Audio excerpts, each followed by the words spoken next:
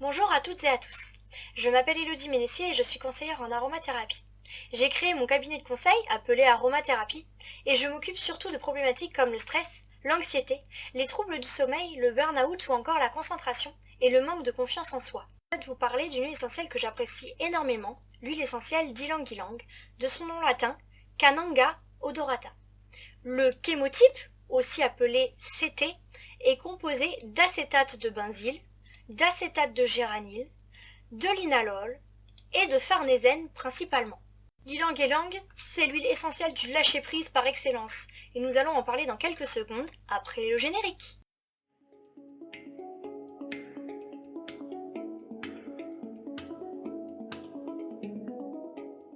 Originaire de zones tropicales humides comme l'Indonésie, la Malaisie ou encore les Philippines, cet arbre au feuillage persistant peut atteindre jusqu'à 25 mètres de haut, mais est taillé de sorte de faciliter la récolte en ayant les branches à hauteur d'homme ou plutôt de femme. L'huile essentielle d'ylang-ylang est extraite de ses fleurs. Elles sont jaunes et de très grande taille. Les récoltes se font toute l'année, même si elles sont optimales d'avril à juin. Le terme ylang-ylang vient du tagalog, la langue parlée aux Philippines, et signifie « fleur des fleurs ». Ylang-ylang fournit une huile essentielle avec une odeur florale, exotique, chaude, très appréciée. Ça, j'adore. En Indonésie, des fleurs d'ylang-ylang sont répandues sur la couche de jeunes mariés. Le rendement de l'huile essentielle d'ylang-ylang est d'environ 2 kg d'huile essentielle pour 100 kg de fleurs. À noter qu'un arbre donne environ 8 kg de fleurs par an. Saviez-vous ? Il existe plusieurs qualités d'huile essentielle d'ylang-ylang. Les fractions, qui sont au nombre de 5, correspondent à la durée de distillation, qui peut durer de 1 heure à 20 heures.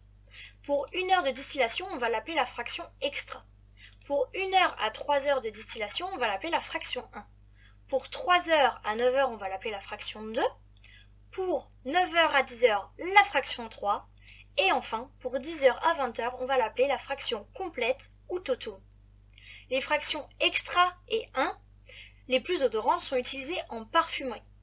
Les fractions 2 et 3 sont plutôt utilisées pour la fabrication de cosmétiques.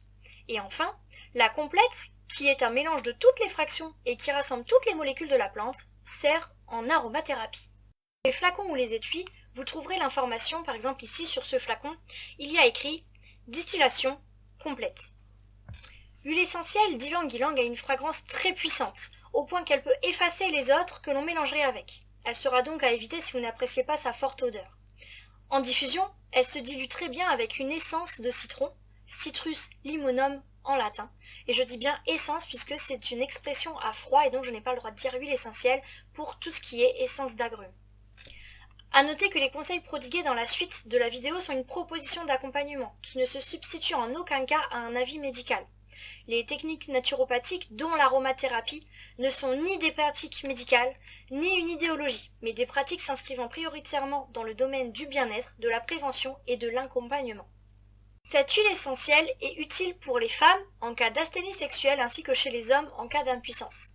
Elle est aphrodisiaque et elle peut être utilisée en massage pour pimenter la vie sexuelle ou insuffler une nouvelle énergie. Elle est également anti-stress, calmante, relaxante et sédative. Elle est donc utile pour se libérer de tensions nerveuses, des spasmes nerveux, du trac, des angoisses et de l'anxiété en se massant le plexus solaire, ici, avec une huile de massage contenant cette huile essentielle. Elle est aussi antispasmodique et utile en cas de tachycardie ou de palpitations provoquées par le stress qu'elle calmera. De par son action hypotensive et vasodilatatrice, elle est utile en cas d'hypertension nerveuse, en massant la zone cardiaque tout en l'associant à l'huile essentielle de lavande vraie, dont le nom latin est Lavandula angustifolia ou Lavandula vera. Elle est antalgique et anti-inflammatoire et elle est conseillée en cas de douleur profonde ou d'inflammation du système locomoteur ou encore en cas de douleur lancinante. Enfin, elle est protectrice de la peau et adoucissante, utile pour les dermatoses, la gale, les piqûres. Elle entre aussi dans la composition de soins pour les cheveux. Mais voyons d'un point de vue scientifique pourquoi cette huile essentielle a ces propriétés. Nous avons dit un peu plus tôt dans cette vidéo que l'huile essentielle d'ylang-ylang contient principalement de l'acétate de benzyle, de l'acétate de géranyle, du linalol et du farnésène. L'acétate de benzyle et l'acétate de géranyle appartiennent à la famille des esters terpéniques, dont vous pouvez voir le schéma actuellement. Cette famille est particulièrement adaptée pour les problèmes de sommeil, de baisse de morale, et ce sont de très bons antidépresseurs naturels. Elle est aussi adaptée lors de spasmes ou d'inflammation. Enfin, les molécules de cette famille ont des effets hypotenseurs, c'est-à-dire qui diminuent la tension. Il faut donc faire attention chez les personnes ayant une tension assez faible. Au niveau toxicité, cette famille est très bien tolérée. Il faudra par contre penser à diluer les huiles essentielles qui en sont riches lors d'applications cutanées répétées sur une longue période ou pour les peaux très sensibles. Le linalol. Il appartient à la famille des alcools terpéniques, aussi appelés les monoterpénols. Vous pouvez également voir le schéma actuellement que cette famille est surtout adaptée pour les problèmes d'infection, que ce soit microbiens, viral ou fongiques. Elle est également neurotonique et modérateur de l'immunité. Le linalol a des propriétés spécifiques d'être un astringent et un tonique cutané en plus d'être un sédatif. Au niveau toxicité, cette famille est très bien tolérée aux doses physiologiques et thérapeutiques. Enfin, le farnésène appartient à la famille des sesquiterpènes, cette fois, et les molécules de cette famille sont plutôt rares et trouvent souvent leur application dans des problématiques d'allergie ou d'inflammatoire. Ces molécules sont également calmantes et diminuent la tension, mais aussi décongestionnants veineux et lymphatiques. Au niveau toxicité, cette famille aussi est très bien tolérée, aux doses physiologiques. Il faudra juste faire attention car certains sesquiterpènes peuvent, en présence de cétone, augmenter l'activité abortive, c'est-à-dire le risque de fausse couche, que peuvent provoquer les cétones seules. Parlons maintenant des précautions d'emploi général. Comme toute huile essentielle, elle est déconseillée pendant les 3 premiers mois de grossesse. Nous entendons souvent « jamais d'huile essentielle pour les femmes enceintes ».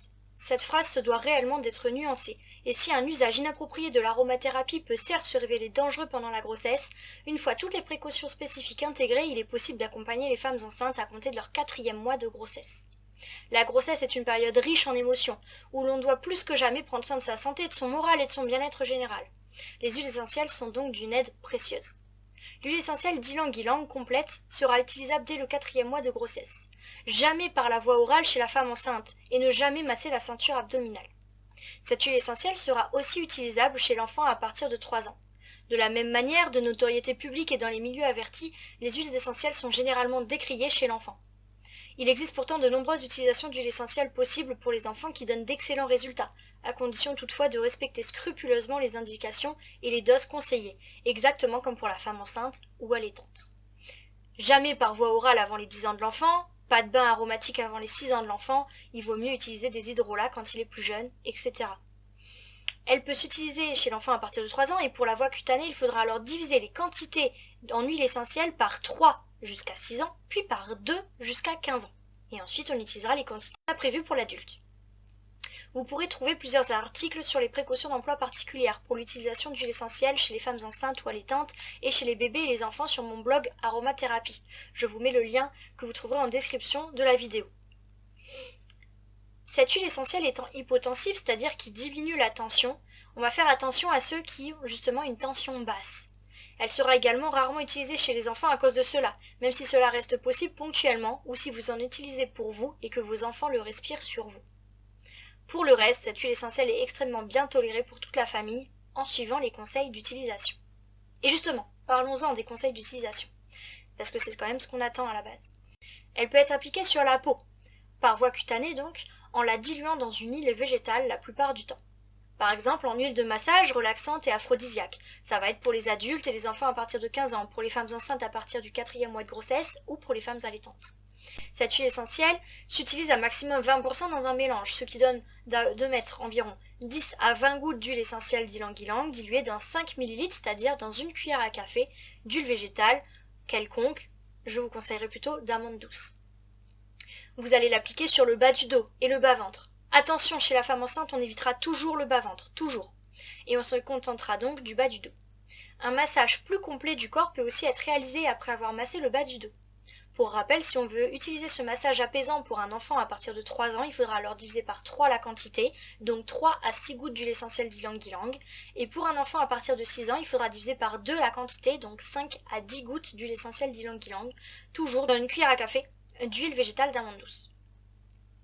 Elle peut aussi s'utiliser pour donner de la tonicité à votre peau et pour vous apaiser, donc plutôt pour les adultes et les enfants à partir de 15 ans, pour les femmes enceintes à partir du 4e mois de grossesse ou pour la femme allaitante. Dans ce cas-là, au quotidien, vous pouvez mettre une goutte d'huile essentielle d'ylang-ylang dans votre crème de jour. Elle peut s'utiliser pour renforcer vos cheveux et stimuler le bulbe pileux. Pour les adultes et les enfants à partir de 15 ans, à nouveau, les femmes enceintes à partir du 4e mois de grossesse et les femmes allaitantes. On va mélanger 2 gouttes d'huile essentielle d'ylang-ylang et 2 gouttes d'huile essentielle de lavande vraie que nous avons vu auparavant, de nom latin Lavandula angustifolia ou Lavandula vera ou encore Lavandula officinalis même, et on va les mélanger dans une noisette de shampoing neutre. On peut aussi l'utiliser pour prendre soin de vos cheveux, ralentir leur chute ou même l'empêcher si le problème est lié à la pollution ou au stress. Chez les adultes et les enfants à partir de 15 ans, les femmes enceintes à partir du 4e mois de grossesse ou les femmes allaitantes. Dans ce cas-là, on va mettre une goutte d'huile essentielle d'ylang-ylang dans la dose normale de shampoing. On peut l'utiliser en masque capillaire. Encore une fois, chez les adultes et les enfants à partir de 15 ans, les femmes enceintes à partir du 4e mois de grossesse ou les femmes allaitantes, on va mettre 3 gouttes d'huile essentielle d'ylang-ylang dans une cuillère à soupe d'huile végétale d'argan plutôt cette fois-ci, et on va appliquer le mélange sur les cheveux et le cuir chevelu. On va laisser poser jusqu'à 1 heure et on lavera les cheveux. Enfin, pour la voie cutanée, on a une dernière possibilité, par exemple dans un bain aromatique de détente et qui est aphrodisiaque, ou pour retrouver l'optimisme. Chez les adultes et les enfants à partir de 15 ans, les femmes enceintes à partir du 4e mois de grossesse ou les femmes allaitantes. Dans ce cas-là, on va mettre 5 gouttes d'huile essentielle d'ylang-ylang dans un support approprié pour le bain, comme par exemple une huile végétale, mais attention, dans ce cas-là, le fond de la baignoire va glisser. On peut la mettre dans des sels de bain, dans du lait demi-écrémé ou entier, dans une base neutre pour le bain, etc. On va bien mélanger ce mélange, donc la base plus l'huile essentielle, et ensuite on va mettre ce mélange dans l'eau du bain et on va remélanger l'eau du bain pour être sûr que tout soit bien mélangé et qu'on ne puisse pas se brûler la peau en allant dans l'eau du bain. On peut alors s'y baigner une vingtaine de minutes. Il est aussi possible de réaliser un mélange de 3 gouttes d'huile essentielle d'ylang-ylang et 10 gouttes d'huile essentielle de lavande vraie si l'ylang-ylang pur a une odeur trop forte pour vous. Attention toutefois, l'utilisation des huiles essentielles sur la peau chez les enfants de plus de 3 mois et chez les femmes enceintes à partir du 4e mois de grossesse doit toujours se faire en les diluant dans une huile végétale. Et donc ici on a dit pas avant les 3 ans de l'enfant, pour cette huile en particulier. Pour vérifier si vous êtes allergique, vous pouvez en fait appliquer à l'état pur quelques gouttes d'huile essentielle dans le pli du coude. On attend ensuite 10 à 15 minutes pour constater une éventuelle réaction d'irritation cutanée qui interdira alors ou non l'emploi. Il est aussi possible de la respirer par diffusion avec un diffuseur à ultrasons ou un diffuseur par nébulisation, de préférence pour garder toutes ses propriétés parce que les huiles essentielles détestent être chauffées. Le nombre de gouttes à mettre dans le diffuseur dépendra des recommandations du fabricant de votre diffuseur. L'utiliser en diffusion pendant 1 heure en discontinu ou pendant 15 minutes en continu, 2 fois par jour. Il est aussi possible de la respirer par inhalation sèche, c'est-à-dire qu'on va mettre quelques gouttes sur un mouchoir ou un stick à respirer lorsque nécessaire pour apaiser, réguler une émotion forte. Cela favorisera le lâcher-prise, ou d'en mettre 1 à 2 gouttes sur l'oreiller. De la même manière, si l'odeur pure est trop forte pour vous, vous pouvez préparer un mélange de 3 gouttes d'huile essentielle d'ylang-ylang et 10 gouttes d'essence de citron, de nom latin Citrus limonum comme on l'a vu avant, ou bien alors 10 gouttes d'huile essentielle de lavande vraie, Lavandula angustifolia, Lavandula vera ou enfin Lavandula officinalis en latin. Puis on mettra ce mélange dans le diffuseur. Attention toutefois, si vous êtes asthmatique ou allergique, cette forme d'utilisation peut être plus ou moins bien supportée. Il est possible d'utiliser certaines huiles essentielles, dont celle d'ylang-ylang en diffusion pour les enfants à partir de 3 ans et pour les femmes enceintes à partir du 4e mois de grossesse.